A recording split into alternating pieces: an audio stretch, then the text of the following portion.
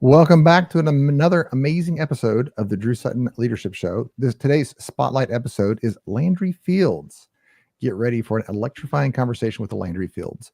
Born and raised in the heart of Central Kentucky, Landry is an entrepreneur extraordinaire who wears a lot of hats, literally and figuratively.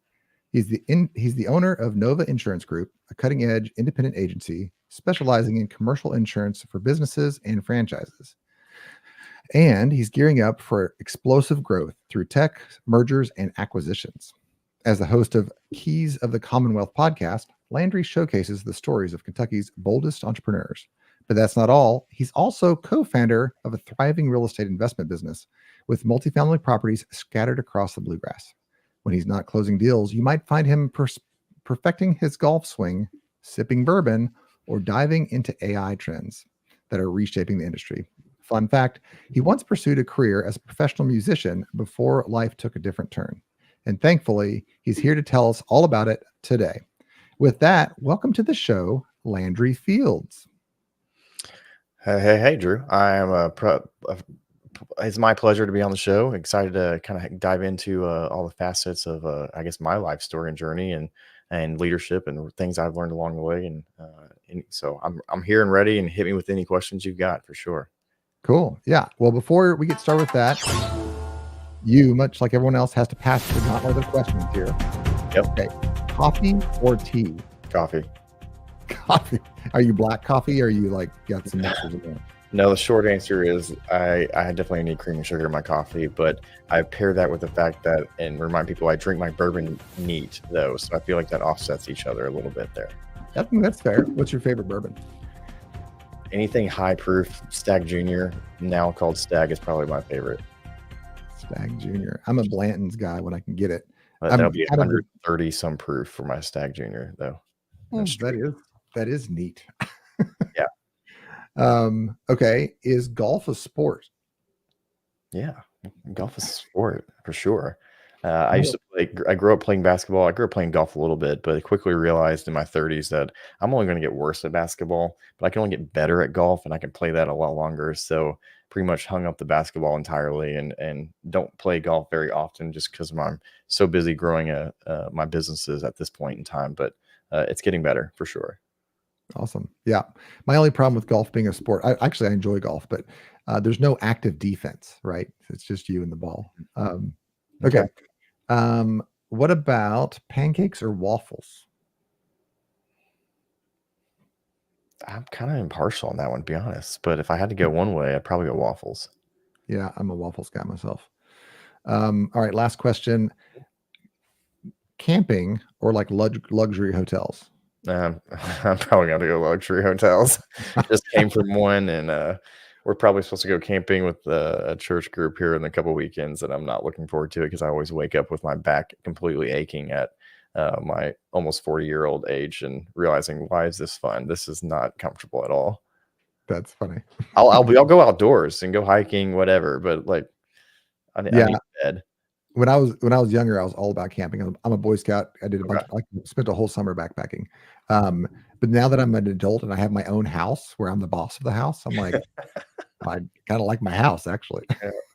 Yeah, exactly. All right. Well, on the Drew Sutton Leadership Show, we talk about leadership. I think we're going to be talking about more of that. So let's start off with the John Maxwell quote. John Maxwell has 21 laws of leadership. Let's go with the law of addition. Leaders add value by serving others. Leaders add value by serving others. What are your thoughts on that? Have you seen that play out? How's that worked in your life? Yeah, I kind of go back to the Patton, General Patton idea of, there's a story with General Patton with this leadership aspect where he was taking a piece of string in the middle of the table, and he started pushing the string around, right? Yeah. String really wouldn't go where he wanted it to go, if those that are familiar with the story. And then he finally showed that you really have to pull and lead the string in order for you to get the string to go where you need it to go.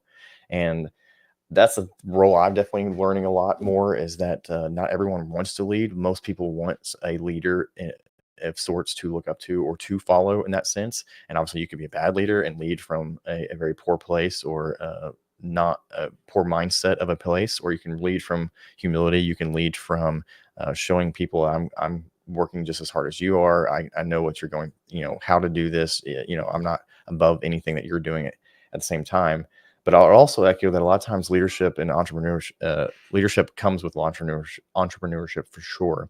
But I kind of recently associated leadership a lot of times with becoming a parent in that Yes.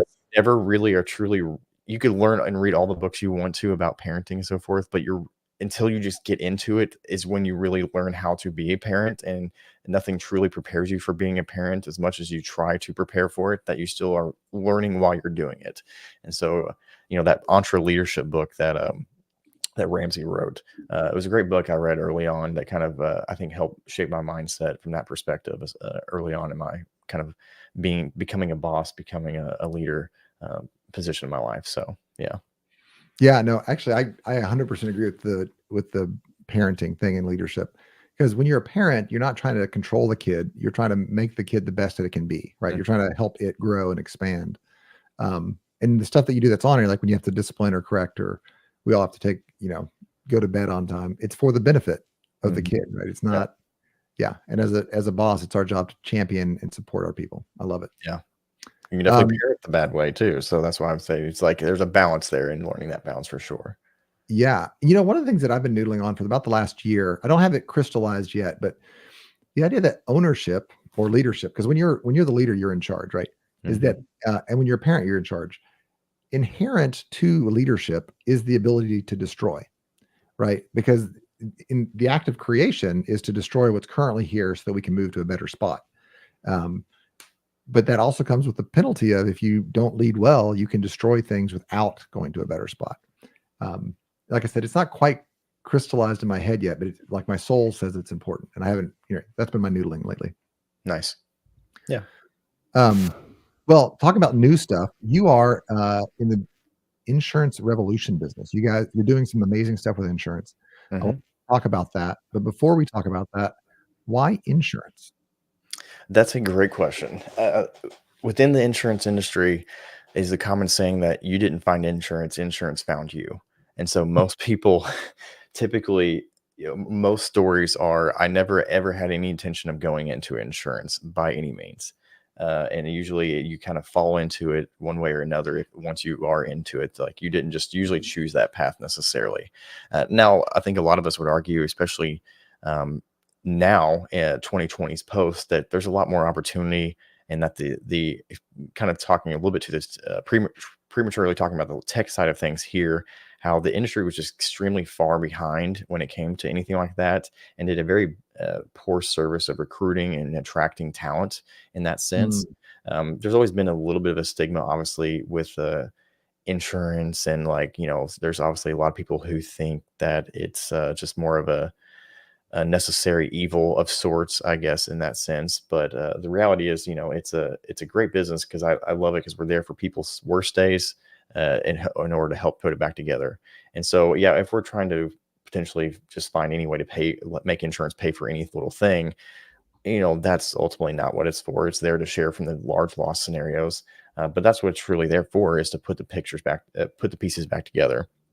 So as you kind of mentioned, my background was, I thought I was going to play professional music, and did 3 or 4 years kind of every weekend type of deal as the front man doing that. So my hair used to be a lot more spiked up.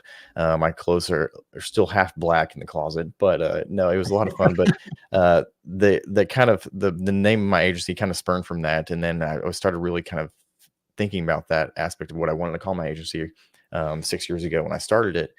And the idea of a supernova starts shining out of control brightly. And then the idea is it usually returns back to its natural state type of scenario. And so obviously I was like, let's not overthink this. Let's keep it short and sweet. And so that's why we end up landing on Nova Insurance, because the idea that that's what insurance is designed to do, is return things back to their existing pre-damage state.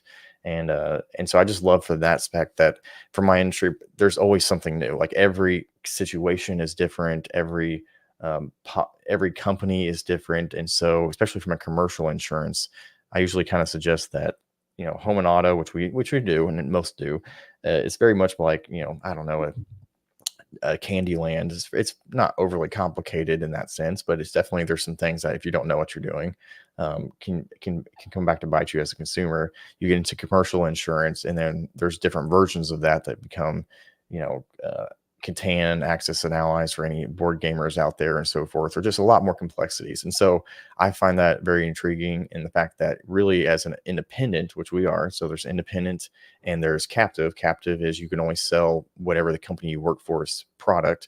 Independent being you represent a lot of different carriers and products. So it's my job more as an advisor role to kind of figure out what is the best fit for your situation, your unique business, how you're structured, what holes or gaps of insurance coverage that you might need to think about that you probably don't. And so I enjoy the fact that I'm actually more of an advisor at the end of the day rather than an agent, as I think, a lot of the captives, which they do good business, State Farms or others like that, can get that kind of role or title because, again, they're trying to just do a one shoe fits all scenario most of the time. Yeah, no, I love that. You also talk about opportunity and fear, and I think this is one of the things that we've connected on, because I know I like a lot of folks were like, oh, insurance, but then after I had a family, I realized by getting insurance, it allows me to know my kids are protected, right? Like my kids are taken care of, and that allows me to be more brave. Selling peace of mind in some ways. It really is. And I think that when you're a single individual or when you're just a free range human, which is what they're starting to call people without kids these days. Oh, is that what they're free range humans? Yeah. I hadn't heard that. Then insurance does seem like a weird thing. But when you start having responsibilities, whether that's a family or whether that's a team at work that is depending upon you, insurance really allows you to step out and start pursuing those opportunities. So anyway, that's enough for me. Talk to me about opportunity and fear and kind of your unique perspective on it. Yes, my journey in entrepreneurship and owning businesses and real estate, and obviously the independent agency I own, was not one of just an easy. And I don't think that's the case anywhere where someone easily just stepped into something or fell into something. There was constant. It was choices that were very much thought of and risks that were calculated type of scenario. I'm a firm believer that, there's this, recently that, we work, there's always been this idea that you work really hard, it'll work out and you'll, do well in life, et cetera, which is true. But if, to do really well, maybe in life or others like that, I think comes from the idea that you kind of have to take some calculated gambles and just find one that finally sticks really at the end of the day, because somebody could try to match what I did, but they're not going to match what I did in order to kind of be where I'm at today type of scenario. Not every door is the same anymore.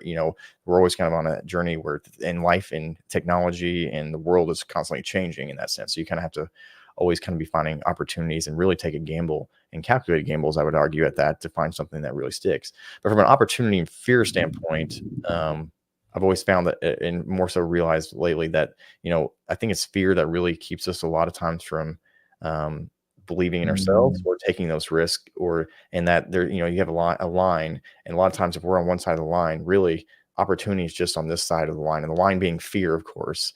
And the more times you start taking steps across the line and realizing I'm going to be okay, I'm not going to, sure, I might get a bruise or something like that, but more often than not, I'm going to be okay. And maybe that one didn't work out, but maybe another one will in that capacity. And so working with that fear, and I can talk about fear. I think you had a question there maybe before I really talk about a little bit more about that. Yeah, no, I love that. One of the things that I tell my kids, so I have 4 kids, but 2 of them are 14-year-old boys right now. And when they were younger, especially when they were 9, 10, 11, I used to tell them, now, if it's dangerous, you need to ask yourself one question: will it make a good story? And my wife hated that. Yeah. And my point to her was, if I put you in jail, I'm going to put you in a room in which you have no experiences. You live the same life. Life is boring. You're safe, but none of us want to live in jail. So when we can put ourselves in jail with fear, sure, we need to be responsible. We need to balance risk, but don't balance the risk so much that there's no opportunity left. So as you consider an opportunity, now, of course, I'm talking to my kids, like, they're like, should I jump out of the hayloft at grandma's house? Right. Like, we're not trying to be reckless here. There's an idea of recklessness, and you need to learn what that is too. Right. But if it's not, as long as it's not reckless, go for it, man. Yeah. I mean, even to the point, if you break a leg, like, obviously I don't want to, that's a headache, but I'd rather you have a story than live a Yeah. life in which you took no opportunities and no risk. Yeah, there was a story a pastor kind of mentioned, or not a story, but an idea, just for an example's sake here, that he has always stuck with me, which was, take life as the idea of like a gymnast trying to do a routine on a balance beam, and obviously that balance beam is Mm, very narrow. In theory, you're going to fall off at some point, but instead, the gymnast gets up there to do their routine, and all they do is kind of lay down, hug, and straddle the balance beam to make sure they don't fall off, and then they eventually kind of like roll off after a set of time, put their hands up in the air, and just like, look at there, I did it, I completed it, I didn't fall off, type of scenario. And as we yeah. all know, that's not the reality. The reality is there's always risk.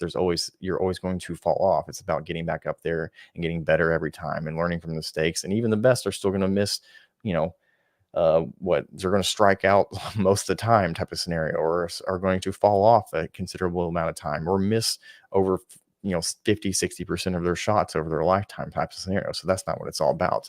And back to the fear part, to finish that statement though, is I heard it again recently as well, which is why a lot of this has been really been what I've been kind of chewing on.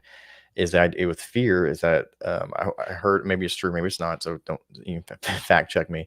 But that the idea that we're born with only two fears: one, Hmm. the fear of falling, and two, the fear of loud noises. And so, especially from a sales entrepreneur side, my sales team, my staff, et cetera, I'm trying to implement more of that idea of being fearless. And what that means, obviously, that doesn't mean being reckless. That doesn't mean, it makes calculated decisions, but realizing that we were created or born, however you want to take it, in a state of where we were not fearful of anything other than loud noises and falling. And mindset wise, trying to get back to more closer and closer to that point of view. And really, that's more of an internal thing, obviously, in that sense. But realizing again, you're going to fall off, so don't have a fear of falling off, because that's going to happen. But uh, you know, if you can kind of move past that, how much more opportunity is out there that we're kind of keeping ourselves from. I love that. I'm actually taking a note right now. We were born with only two fears: the fear of falling and the fear of loud noises. Everything else was learned, Yeah. And, right? even if that's maybe scientifically not true, I'm like, I think in theory, you could still make that argument that it is either way. Um, that you're like, Yeah. think back through it. Yeah. I'm like, because you're a small child and you really just are carefree.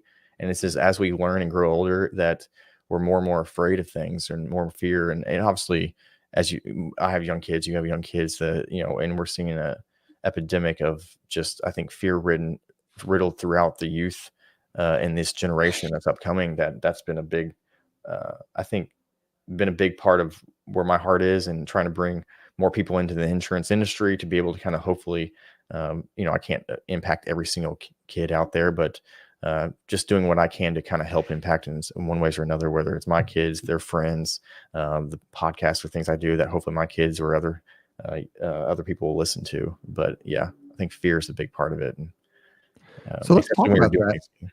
Go ahead. Let- Let's talk about what you're doing in the insurance world. So Yeah.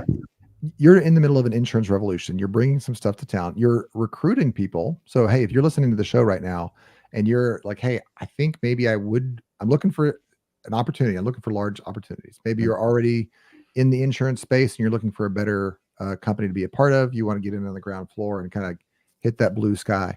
Or maybe you're like, hey, I don't know what I'm going to do with my life, but I want to be there for people in their time of need. I want Yeah. to serve people in that very vulnerable moment. You're recruiting right now, and you're recruiting because you're in the middle of a revolution. So tell me about what you're doing here. Yeah, so definitely, I think talent. I love the industry. Now that I've found the industry in the industry, I love the industry for multiple reasons. Obviously, we talked about with being able to be there. Every business is different. Every day is different. But from a career standpoint, it's also kind of nice in that, in some ways, like a financial advisor would, or something like that, or other businesses, you're kind of get an aspect of reoccurring revenue. And when you get a taste of Yeah. reoccurring revenue, you're like, oh, okay, I kind of like that a lot. And there really is no ceiling as far as your income really, truly could be in that sense.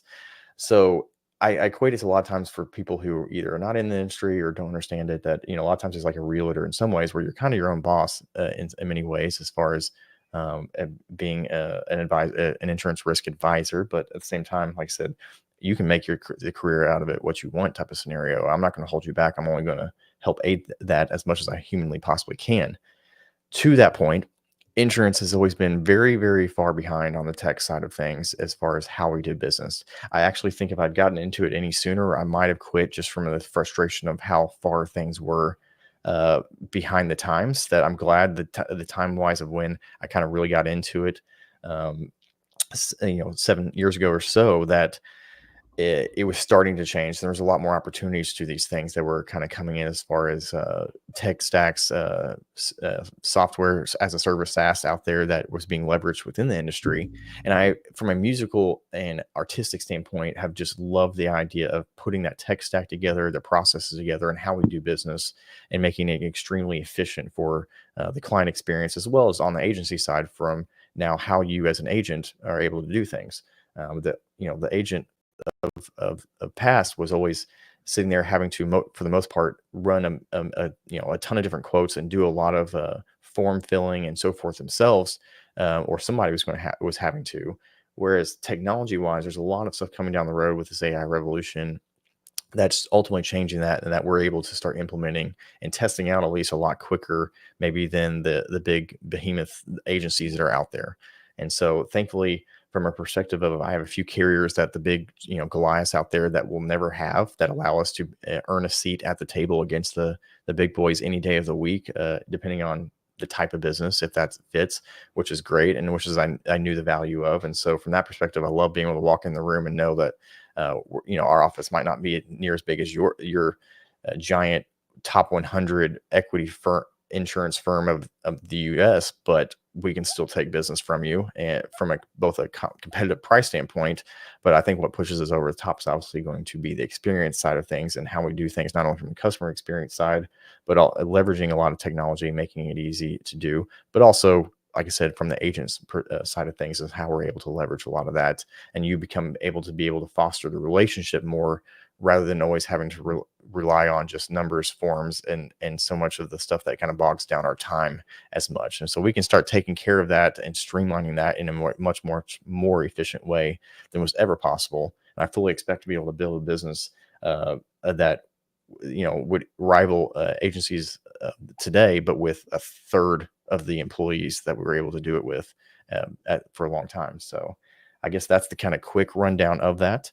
I was able to have the honor of speaking at an insurance tech conference just 2 weeks ago on main stage there, and just it's exciting times of what's happening. And from an AI's perspective too, that I think people have no idea really where that's going to go, but that's a whole nother conversation or topic for sure. Yeah. So you've been implementing tech in your business for a little bit now. What can you tell me your favorite story about? We took a hold of AI, we did this, and this is what it did for us. Yeah, I think I would put it that way. In that, from a team side of things, as an independent, sometimes the downside is I can't just plug in numbers or things and get the quote back type of scenario. Again, we're as an advisor, we're having to do it multiple times compared to somebody who's more on a captive side, which is, so in essence, we're doing a lot more work sometime in theory, having to make sure we've got what's in the best interest of the client, right? We don't just have the one shoebox that we can go grab, and if it fits, cool. If it doesn't fit, sorry, type of thing.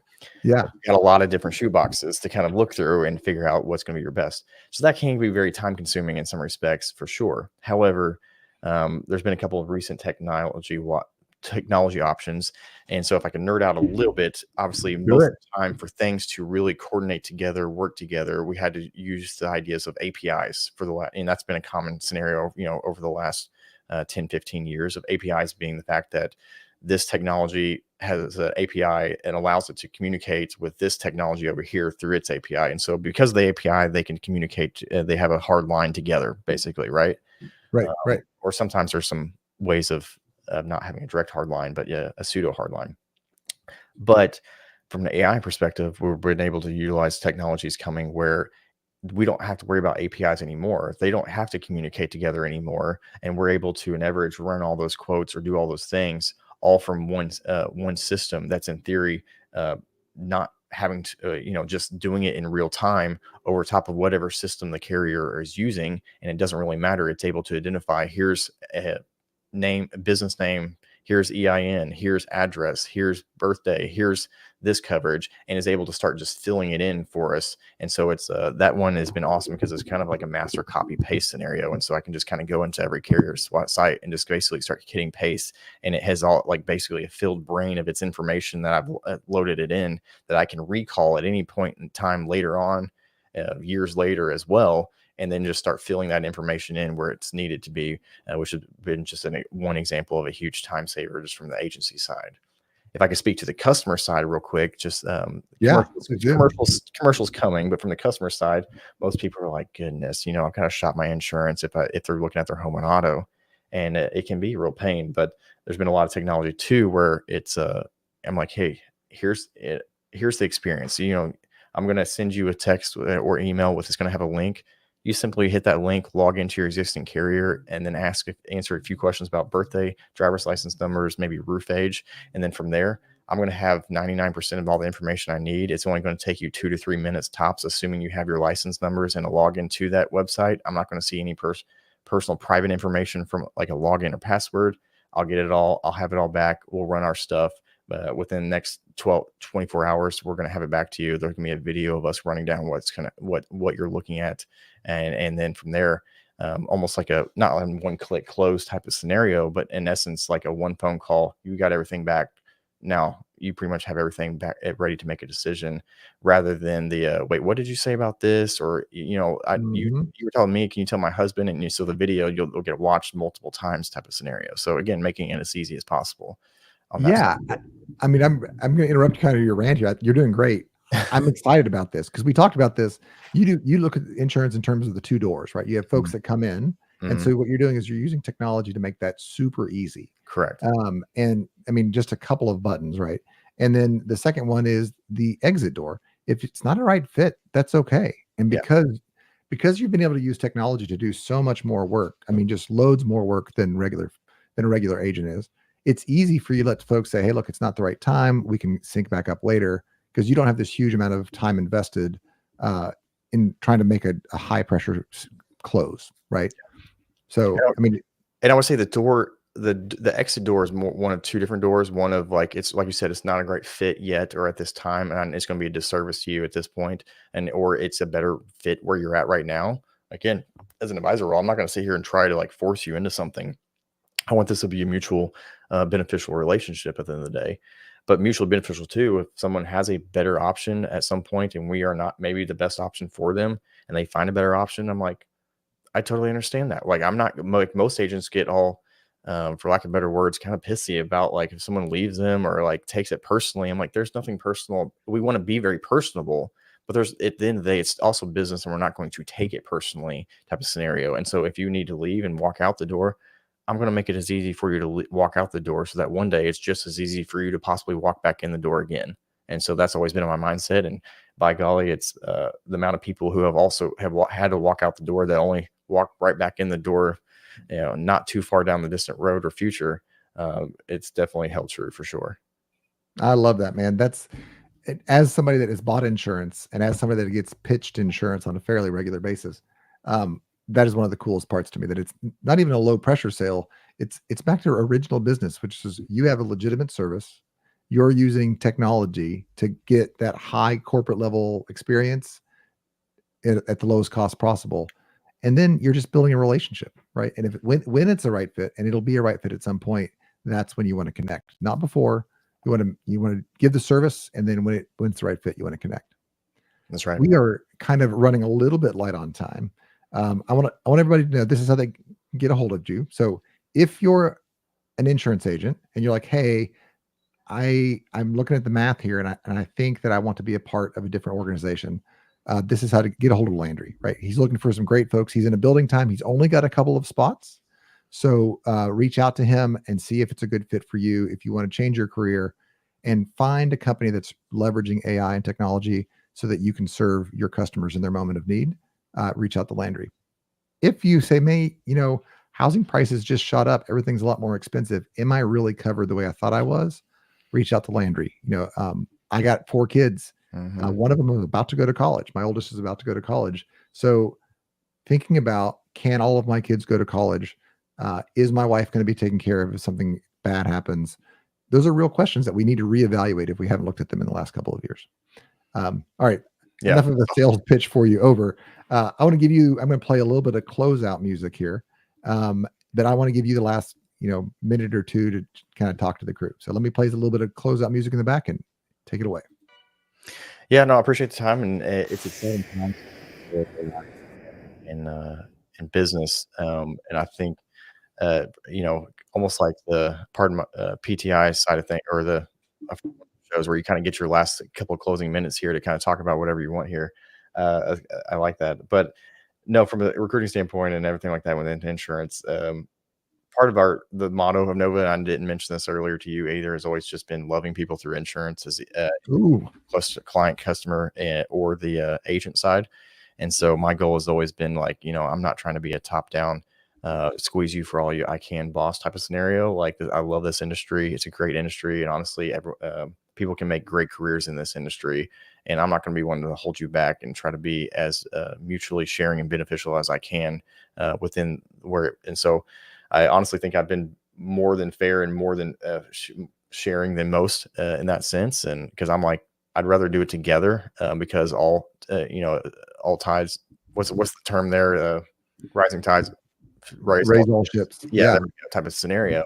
Yeah. And I think that's definitely true. And so it's not been a place where, and if someone's going to, same thing too, if there's an agency side, I've had definitely people who left and went after maybe a different industry or something. They just, it's like, hey, I'm going to make it for you even easy as an employee to, like, you got something better. Why am I going to take that personally type of scenario? I shouldn't. This is a family, and it's not, I've worked at many different careers or different places over the time, and I appreciate the people who have invested in me over those times. So I can only return the favor, and it's not personal by any means. It's just part of how business is and how we move and ebb and flow through the world type of scenario. So why should I waste my time getting upset by either a client leaving or an employee leaving, but instead kind of just keep the focus of where it is, again, of loving people, whether it's our clients through insurance or loving people through insurance, whether it's our employees and agents and so forth. And then from the real estate side, it's been a crazy journey in that side of too. And if you ever want to hear that story, it's on my podcast, Keys to the Commonwealth, but went from 0 to 19 doors in 18 months, when as of next week, that technically that journey will be from 0 doors to 45 doors in 36 months. And so that's kind of a whole nother story of mine for sure. And a passion of mine, but it's been great. I've enjoyed the last 5 year, 6 year journey here, that I went from basically not really much of a career to in my hand in a lot of things. And a lot of it, again, was just because I realized that opportunity lies right on the other side of fear, and just started kind of moving out of the way of and moving past fear and kind of and jumping on those opportunities. Man, there's a lot to unpack there. So here's what I want you to do. If you're listening here, I want you to think about, what are you afraid of, and what opportunity is before you that you're not willing to take because you're afraid. And then I want you to think about Landry and connect with him because opportunity lies just on the other side of fear. Absolutely. If you're looking for somebody that you can trust, that's going to love you through insurance, if you're looking for an advisor, and if you're looking for something great to listen to while you're doing your chores, go check out Landry's podcast. With that, we are out of time. Landry, thank you so much for being the guest. We are out.